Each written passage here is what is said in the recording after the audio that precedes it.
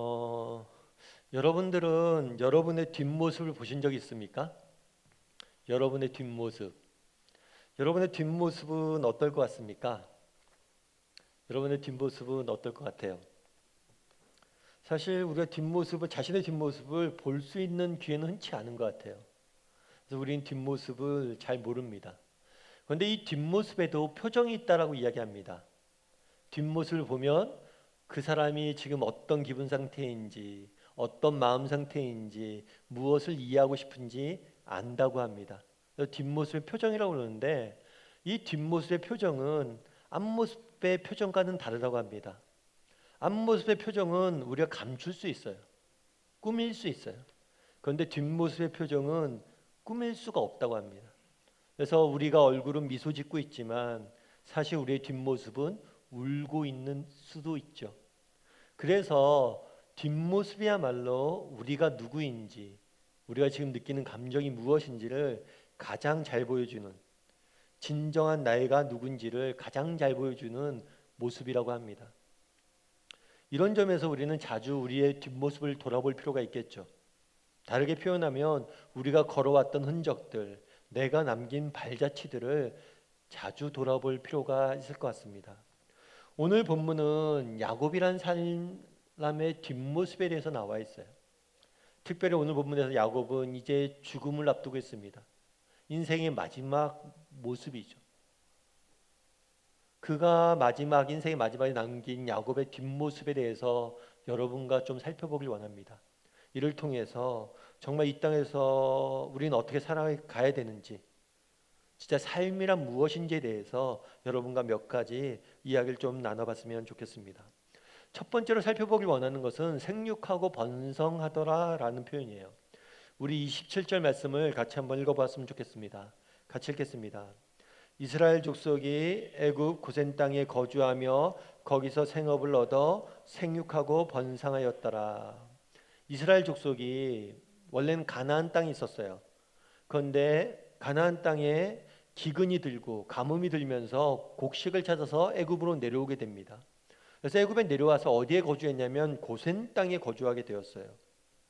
그런데 고센 땅에 거주하게 되었는데 거기서 무엇을 했다고 그러죠? 생업을 얻었다. 생업, 직업을 얻었다는 거예요. 그들의 직업은 뭐였습니까? 목축이에요. 고센 땅에서 그들은 목축을 할 수 있었다라는 표현이에요. 그런데 단순히 생업을 얻었다, 목축을 냈다는 표현은 내가 직장에 취직했다, 직업을 구했다라는 의미가 아니에요. 이것은 그들이 그곳에서 생업을 얻어 목축을 냈다는 것은 그들이 그 땅에서 민족의 정체성을 잘 지키고 있었다는 것을 의미하는 거예요. 이 민족의 정체성의 문제는 하나님께서 이들을 애굽 땅에 보낸 가장 근본적인 이유 중에 하나입니다. 가나안 땅에서 이들은 가나안 족속과 어울리면서 민족의 정체성을 지킬 수 없었어요. 그래서 하나님께서 애굽으로 이들을 보냅니다. 왜냐하면 애굽 사람들은 문화적 배타성이 컸어요.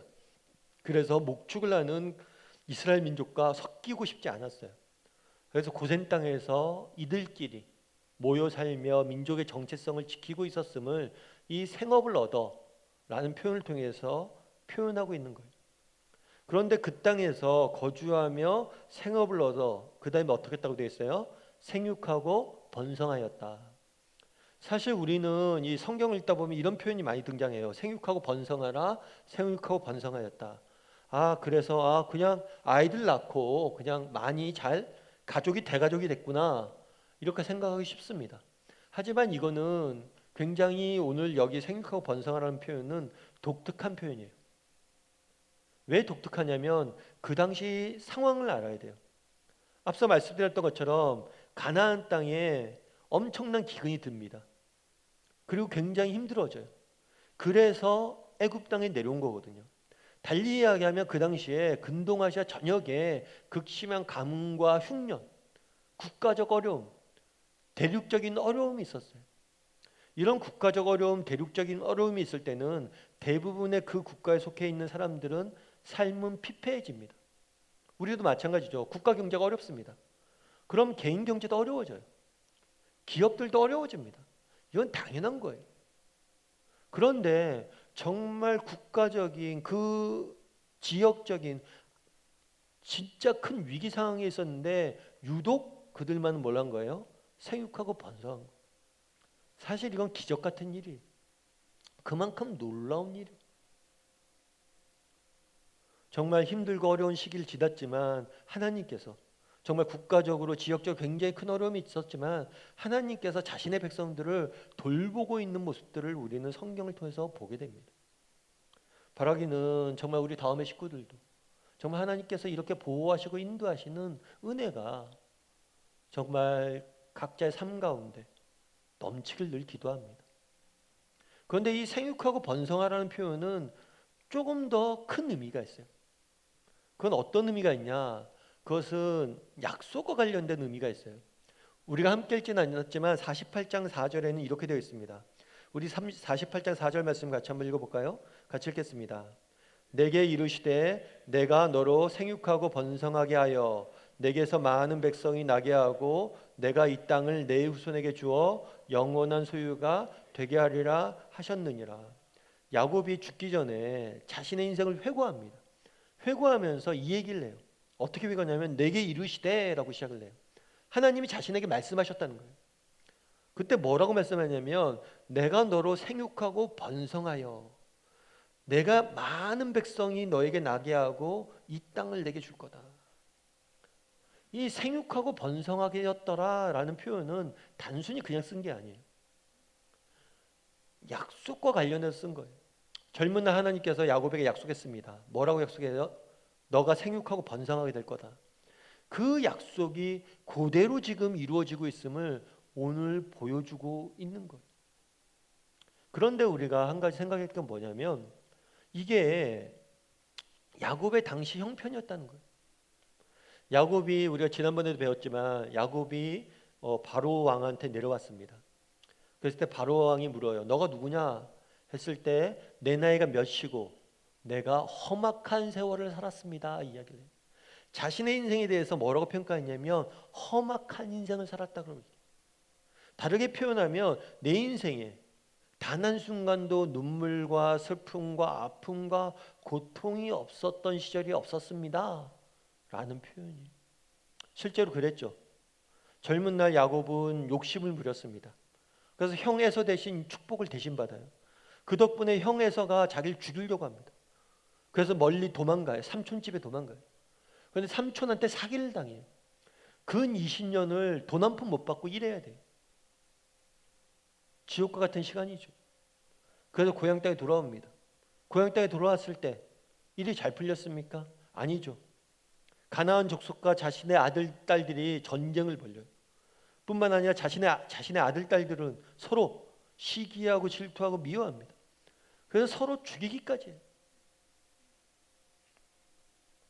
단 하루도 단 한 명도 기쁘고 행복한 날이 없었다는 거죠. 험악한 세월을 보냈다는 거예요. 뿐만 아니라 지금 어디 있습니까? 다 늙어서 그렇게 젊은 날 고생했으면 다 늙어서 유복하게 살아야 되는데 먼 이국 땅에 와서 물론 거기서 배불리 먹고는 있지만 먼 이국 땅에 와 있는 거예요. 어떻게 보면 야곱의 인생은 정말 험악한 세월을 보낸 거죠. 그럼에도 불구하고 야곱이 뭐라고 지금 고백하는 겁니까? 젊은 날 하나님께서 내게 이런 약속을 주셨고 이루셨다 고백을 하는 거예요. 여러분 앞에 그림이 하나 보이시죠? 보이시죠? 이 그림에 뭐라고 적혀 있습니까 지금? 예스라고 적혀 있죠. 그런데 이 그림을 자세히 보면 이 예스란 글씨가 뭘로 쓰여져 있어요? 노로 쓰여져 있는 거예요. 노로 쓰여져 있는 거예요. 야곱의 인생이 그랬다는 거예요. 늘 하나님이 그에겐 노였어요. 형과의 관계, 삼촌과의 관계, 자녀의 관계 모든 삶 가운데 놓였어요. 단 한순간도 기쁘고 슬픈 기쁨이 넘쳤던 완벽했던 날들은 없었어요. 하루하루가 힘들었고 한 달 한 달에 눈물을 흘렸고 정말 1년 2년이 고통스러웠어요. 그런데 돌아보니까 뭐였다는 거예요? 예스였다는 거예요. 우리 하나님이 일하시는 방법이 그거라는 거예요. 우리도 마찬가지죠. 매일의 삶은 우리는 힘들지 모릅니다. 한 달, 두 달 무료할지 몰라요. 1년, 2년 고통스러울지 몰라요. 상황이, 환경이 점점 더 나빠질 수도 있어요. 내 뜻대로 안 될 수도 있어요. 다 노라고 답하는 것 같아요.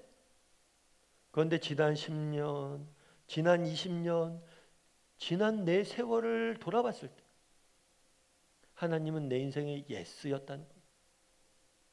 야곱이 그날 그렇게 고백하는 거예요. 젊은 날 하나님께서 내게 이렇게 말씀하셨는데 내 인생에 항상 노만 있는 줄 알았는데 돌아보니 뭐라는 거예요? 예스였다는 거예요. 코리덴붐이라는 여사가 있습니다. 코리덴붐 여사가 어떤 말을 썼냐면 우리가 알지 못하는 미래를 우리가 알고 있는 하나님께 맡기는 것을 두려워하지 말라. 우리가 알지 못하는 미래를 우리가 아는 하나님께 맡기는 걸 두려워하지 말라. 뭐 이런 말을 읽으면 그런 생각을 할 수가 있죠. 아유, 좋은 말이네. 왜 좋은 말이에요. 그런데 이게 그냥 좋은 말이 아니에요. 왜냐하면 이 고백이 그냥 나온 고백이 아니기 때문이에요. 이 코린데붐 여사는 네덜란드 사람이에요. 그런데 네덜란드 사람인데 젊은 날 2차 세계대전이 일어났어요. 나치가 전 유럽을 지배했습니다. 특별히 나치는 우생학을 기본으로 해서 인종 말살 정책을 펼쳐요. 그래서 유대인들을 다 죽이려고 합니다. 유대인들을 죽이려고 할 뿐만 아니라 유대인들 숨겨준 사람들까지도 다 처벌했어요. 수용소에 보냈어요. 그런데 이 코리덴문 여사는 기독교 집안이에요. 믿는 가정이에요. 그래서 유대인들을 숨겨줍니다. 2년 동안 숨겨줬어요. 그런데 누군가 고발했어요. 고발하는 바람에 수용소에 가게 됩니다. 이 수용소에서의 삶을 뭐라고 표현했냐면 강제노동과 죽음만이 넘치는 곳이라고 표현했어요. 실제로 그랬대요. 매일 700명 이상이 학살당했대요. 그 수용소에서만. 그럼 700명을 왜 죽이냐? 포로가 그만큼 많이 오기 때문이에요. 계속해서 포로가 쏟아지니까 수용소에 다 감당할 수 없으니까 그냥 죽이는 수밖에 없대요. 죽어야 될 이유가 없어요. 그냥 숫자가 많아서 죽이는 거예요. 수용소에 늘 시체 태우는 냄새와 시체를 태운 연기가 가득한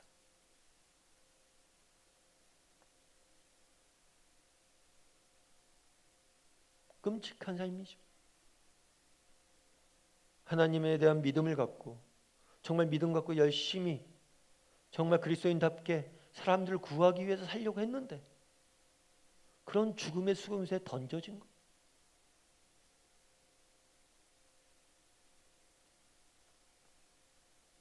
언니랑 같이 수용소에 있었는데 언니한테 물었대요. 하나님이 우리를 잊지 않으셨을까? 언니가 그랬대요. 그렇지 않아. 성경에 써 있잖아. 하나님은 우리를 잊지 않으셨다.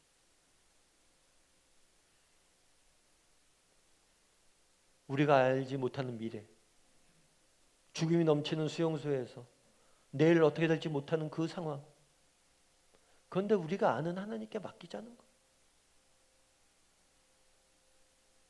우리 아버지 되신 하나님이 우리를 지켜줄 거다. 그래서 이분이 나와서 수용소에서 기적적으로 살아남아서 쓴 책이 그거예요. 주는 나의 피난처. 그분만이 나의 피난처 되신다.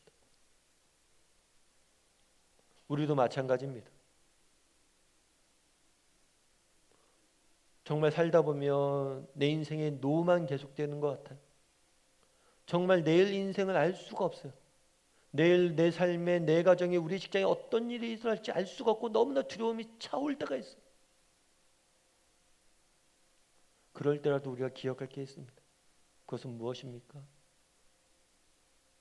비록 지금 당장은 노이지만 이 노를 모아서 예스를 만들어 가실 하나님. 비록 야곱처럼 험악한 세월을 살고 있을지 모르지만 궁극적으로 우리 인생을 돌아봤을 때 예스가 되실 하나님. 야곱은 그 하나님을 바라보며 그 약속을 붙잡고 살았다고 고백을 합니다. 우리도 야곱처럼 정말 우리에게 궁극적으로 예스가 되실 하나님을 바라봄으로 살아갈 줄 아는 저와 여러분이 되기를 주님의 이름으로 소원합니다. 두 번째 살펴보길 원하는 것은 애굽의 나를 장사하지 말아라는 표현이에요. 우리 28절과 29절 말씀 같이 한번 읽어봤으면 좋겠습니다. 같이 읽겠습니다. 야곱이 애굽 땅에 17년을 거주하였으니 그의 나이가 147세라. 이스라엘이 죽을 날이 가까움에 그의 아들 요셉을 불러 그에게 이르시되 이제 내가 내게 은혜를 입었거든 청하노니 내 손을 내 허벅지 아래 놓고 인애와 성실함으로 내게 행하여 애굽의 나를 장사하지 아니하도록 하라. 야곱이 애굽 땅에 도착한 지가 그러니까 130세에 도착을 했어요. 사실 물었죠. 바로가 내 나이가 몇이냐? 130세다 했을 때 깜짝 바로는 놀라죠. 왜냐하면 애굽 사람들은 그냥 가장 오래 살아도 110세 이상 못 산다 이런 생각이 있었어요. 그런데 그것보다 훨씬 더 오래 살았으니까 굉장히 신비로운 존재였을 거예요. 그런데 그 130세에 와서 17년을 더 삽니다. 그래서 147세가 되었어요. 그런데 이때가 되었을 때 야곱이 깨달아요. 깨달은 느낌이 와요. 무슨 느낌이 오냐면 죽을 날이 얼마 되지 않았다. 내가 이제 죽을 날이 얼마 남지 않았다. 그래서 죽음을 준비합니다. 죽음을 준비하는데 뭐부터 하냐면 요셉에게 이야기를 해요. 요셉아 일로 와라. 너 내 아들이지. 너 내 아들이고 나를 사랑하고 나도 널 사랑하는 거 알지. 그럼 내게 약속을 하나 해라. 무슨 약속을 하냐면 애굽의 나를 장사하지 마라. 내가 죽으면 애굽 땅에서 장사하지 말라고. 내 고향 땅 가나안 땅에 나를 묻어달라고 이야기를 합니다. 그러면 왜 야곱은 이 부탁을 했을까요? 왜 야곱은 자신의 시신을 이 땅에 묻지 말고 그 땅에 묻어달라고 이야기했을까요? 왜 그랬을까요? 시신이라도 고향에 묻히길 바랬을까요? 그런데 생각해보면 죽으면 끝이잖아요. 내가 죽으면 끝인데 내가 죽어서 그 한 줌의 흙으로 된 그 흙을 어디에 묻나 무슨 상관이에요? 강물에 뿌려도 되고 바람에 날려도 되죠. 내 시신이 어디에 묻힌지 뭐가 중요하다고 그걸 묻힙니까? 그리고 내 자손들은 여기에 있잖아요. 그런데 왜 그 땅에 그 먼 곳에 나를 묻게 하냐는 거예요. 가까이 있어야 자녀들이 보기도 좋죠. 도대체 왜 그 먼 땅에 자녀들을 묻게 하냐는 거예요. 게다가 우리는 내세를 믿잖아요. 이 땅의 삶이 전부가 아니라 모든 게 끝났다는 걸 아는데 뭐하러 그렇게 하냐는 거예요. 그날에 야곱은 아들에게 자신을 여기에 묻지 말고 그 땅에 묻어달라고 이야기합니다. 이것은 단순히 고향에 묻히고 싶은 이런 감상적인 부탁이 아니에요. 내가 고향에 있으니까 고향에 묻히고 싶다 이런 감상적인 표현이 아니에요. 야곱이 이렇게 자신을 요셉에게 묻어달라고 고백하게 하고 맹세하게 한 이유는 무엇이냐면 후손들에게 메시지를 주기 위함이에요. 어떤 메시지를 주기 위함이냐? 우리가 돌아갈 본향은 따로 있다는 거예요. 애굽에서 우리는 나그네이고 우리가 돌아갈 땅은 따로 있다는 거예요. 나를 보고 싶냐? 그러면 그 땅으로 오라는 거예요. 아니 그 땅에 오면서 우리가 돌아갈 본향이 있음을 잊지 말라는 거예요. 야곱은 자신의 죽음을 그냥 헛되이 보내고 싶지 않았어요. 그는 자신의 죽음마저도 사명이 되고 싶었고 자신의 죽음마저도 죽음을 통해서 메시지를 전하고 싶었던 거예요. 무슨 메시지를 전하고 싶었던 거예요? 자신의 후손들에게 우리의 돌아갈 본향이 따로 있음을, 애굽에서 우리는 나그네임을 잊지 않게 하기 위해서 그렇게 한 겁니다. 오늘 우리가 앞서 생육하고 번성하였다라는 표현을 썼어요. 그런데 이 생육하고 번성하였다는 것은 굉장히 좋은 말이에요. 하나님이 우리에게 주신 축복이죠.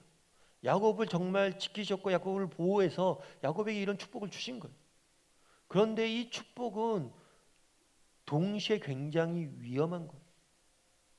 왜 위험해요? 그 땅에서 생육하고 번성하고 그 땅에서 안락하고 그 땅에서 살다 보면 뭐 하게 되는 거예요? 그 땅에 머물 수 있어요. 생육하고 번성이 좋지만 이 땅에 생육하고 번성하느라고 이 땅에 머물 수도 있는 거예요.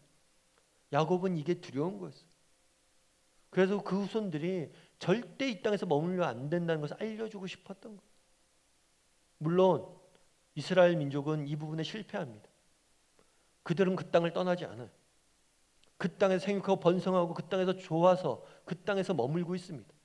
나중에 애굽 왕 바로가 그들을 핍박한 후에야, 탄압이 있은 후에야 가나안 땅으로 돌아가요. 우리도 마찬가지예요.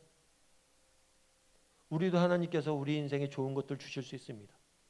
성공도 때론 허락하시고, 때론 성취도 허락하시고, 때론 이로 인해서 명예도 주시고, 때론 이로 인해서 부도 주시고, 이로 인해서 재물도 주세요. 이게 나쁜 게 아니에요. 정말 우리가 기도하고 그렇게 수고해서 이 모든 것을 얻었잖아요. 그런데 우리가 기억할 것이 있어요. 이것이 목표가 되면 안 된다는 거예요. 이로 인해서 정말 우리 인생의 참된 목적지가 무엇이고 우리 인생의 참된 가치가 무엇이며 궁극적으로 우리가 돌아갈 곳이 어딘지를 잊어버리면 안 되는 거예요.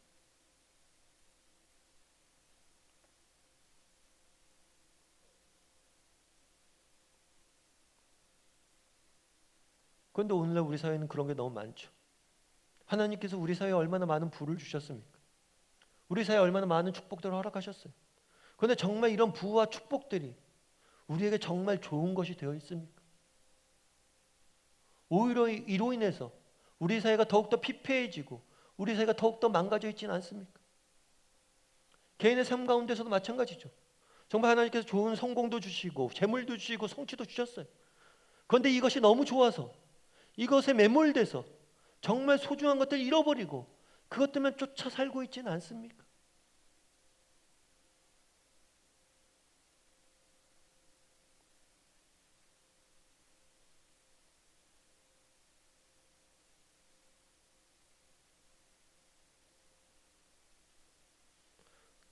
미국 대통령에서 지미 카터 대통령이라는 분이 계세요. 이 지미 카터 대통령은 굉장히 독특한 분이에요. 왜 독특하냐면 이분은 대통령으로 재임했을 때는 평가가 갈렸어요. 대통령으로 있을 때 평가 갈렸어요. 물론 그렇겠죠. 모든 정치적 지도자들이 평가 갈리겠죠. 그런데 이분이 대통령으로 퇴임한 이후에 이분에 대한 평가는 갈리지 않아요. 다 똑같아요. 다르게 표현하면 대통령일 때보다 대통령 이후의 삶이 훨씬 더 이 사람 존경을 받았어요. 그런데 사실 이런 대통령은 쉽지가 않아요. 우리가 알고 있는 대통령을 한번 생각해 보십시오. 그들의 최애 인생의 정점은 대통령 때였어요. 대통령이 끝난 다음에는 허무함과 쓸쓸함과 그냥 사라지는 게 정석이에요. 그런데 이 사람은 훨씬 더 대통령 이후에 쓰임을 많이 받습니다. 그래서 대통령을 퇴임한 이후에 국제적인 분쟁이 있을 때마다 사람들이 여기저기서 카터를 보내달라고 이야기해요. 카터라면 객관적이고 중립적으로 중재자가 될 수 있을 거라고 믿어요. 심지어 김일성도 죽기 전에 자신이 믿을 수 있는 유일한 사람은 카터라고 말할 정도였어요. 그럼 어떻게 이 카터 대통령은 다른 대통령과 다르게 대통령 이후에 이렇게 영향을 미칠 수 있었을까? 어느 기자가 기사를 쓰면서 그런 얘기를 해요. 그는 아마도 백악관이 목적이 아닌 유일한 대통령이었을 것이다. 그것이 그가 다르게 되어졌던 이유라는 거예요. 정치인의 목적이 무엇입니까? 최고 정점에 오르는 거죠. 그런데 그게 꿈이 아니었다는 거예요. 카터는 스스로도 이야기합니다. 나의 유일한 목표는 하나님과 사람을 섬기는 것이라.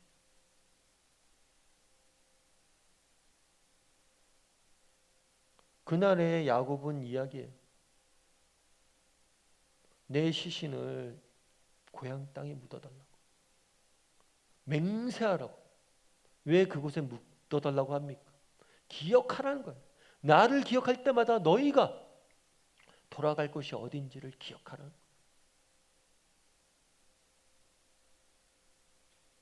바라기는 우리 다음의 식구들 정말 우리가 궁극적으로 돌아갈 땅이 어딘지, 우리 인생의 궁극적인 목적이 무엇인지 잊지 않았으면 좋겠습니다.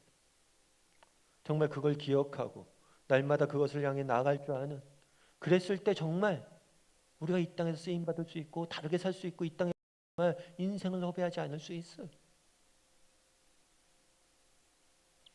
그럴 때만이 우리가 어디에 있든지, 인생의 최정점에 있든지, 그 정상에서 내려왔든지 어디서든지 쓰임받을 수 있는 것.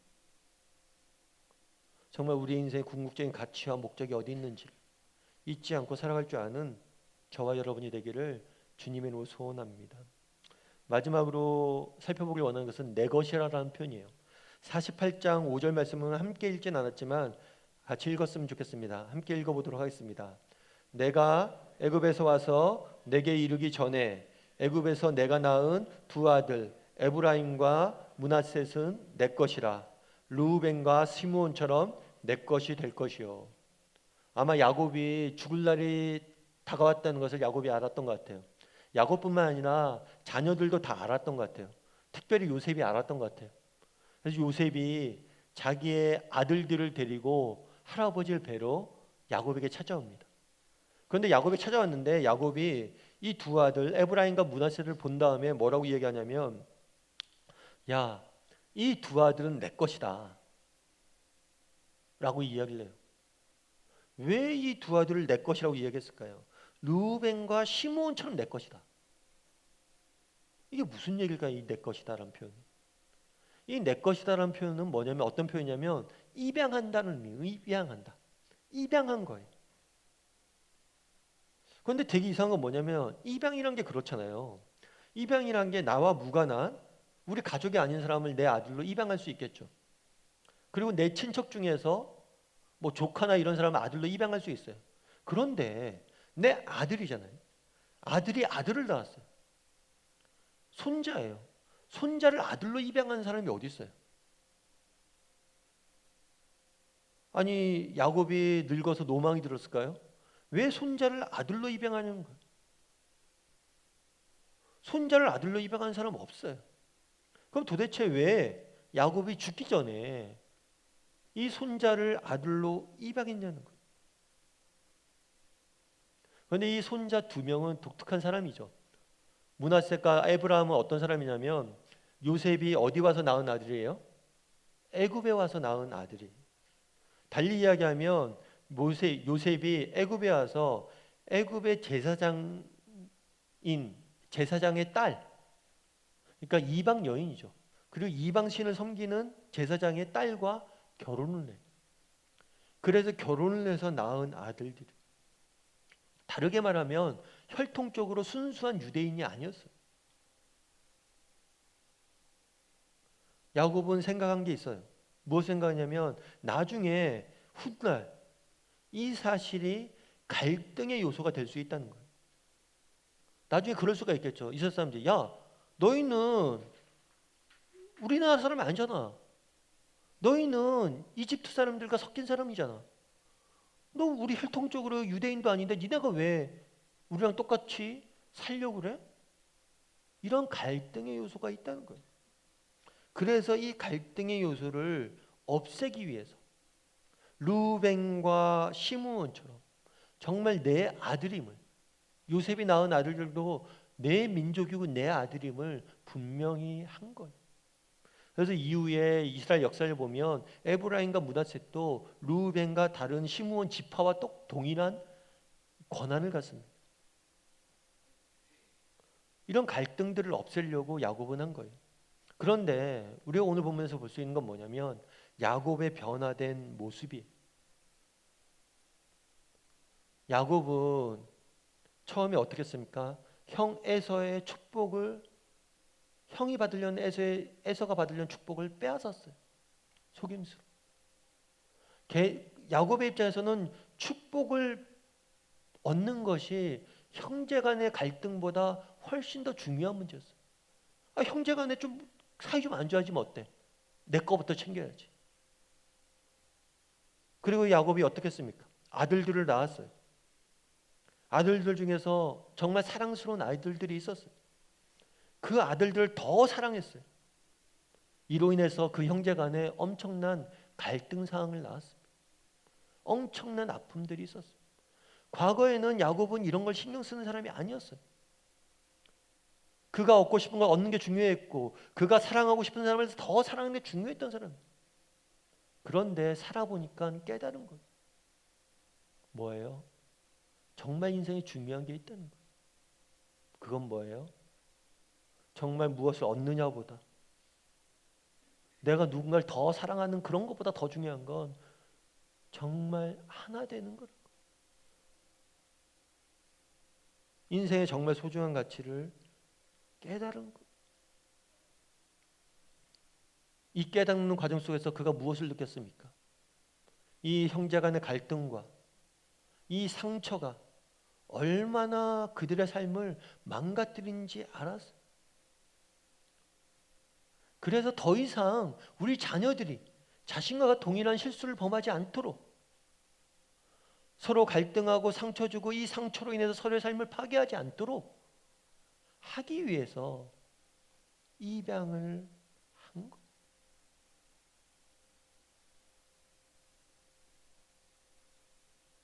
예전에 제가 어떤 책에서 읽은 이야기예요.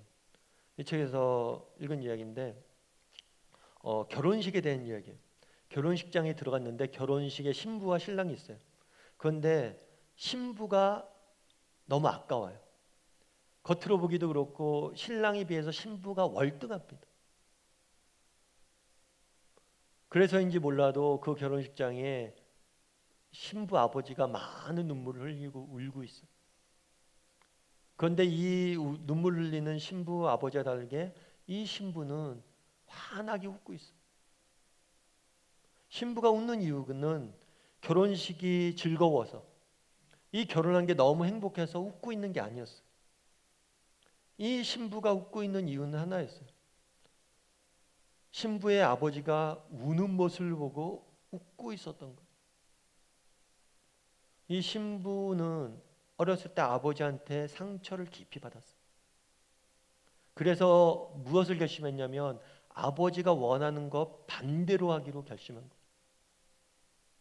심지어 자기의 인생을 망치는 한이 있더라도 아버지가 원하는 직장과 반대된 직장에 가고, 아버지가 원하지 않는 사람과 결혼을 하고, 아버지가 원하지 않는 일들만 계속한 거예요.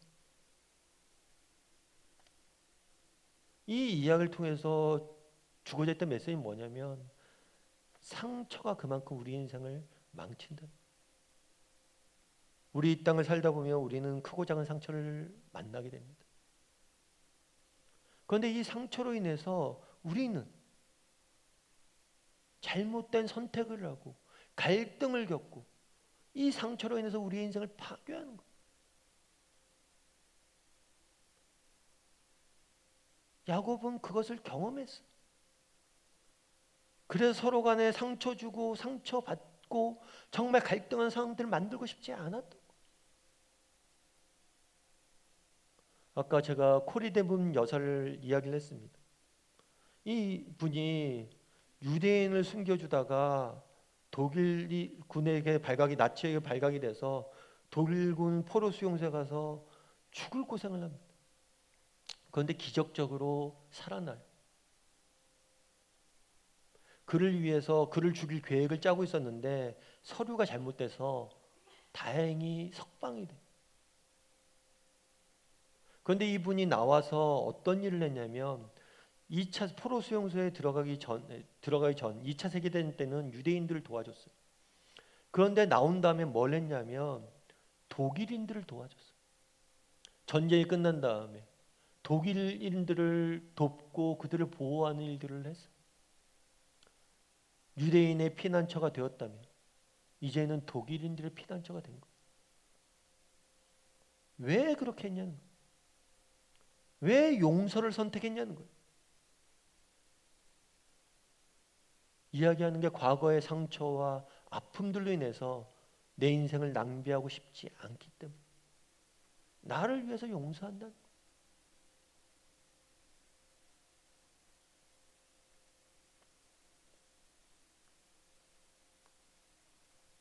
주가 나의 피난처가 되셨던 것처럼 내가 그래서 그들의 피난처가 되겠다고 이야기하는 거예요. 바라기는 우리 다음의 식구들이 정말 우리 인생에 정말 소중한 가치들이 무엇인지 기억했으면 좋겠습니다. 그리고 특별히 상처가 우리의 인생을 파괴하지 않게 만들었으면 좋겠어요. 상처가 우리의 미래를 망가뜨리지 않게 만들었으면 좋겠어요. 정말 코리데문 여사가 하나님의 사랑으로 자신의 상처가 치유받고 그 상처로 인해서 우리 인생을 망치지 않았던 것처럼 정말 야곱이 그 손자를 입양하면서 정말 서로에게 상처 주고 갈등하면서 아파하지 않길 바랬던 것처럼 정말 상처가 우리 인생을 망치지 않게 만들 줄 아는 저와 여러분이 되기를, 정말 그리스도 안에서 그 상처가 치유받고 그 상처로 인해서 우리 인생을 망가뜨리지 않는 저와 여러분이 되기를 주님의 이름으로 소원합니다.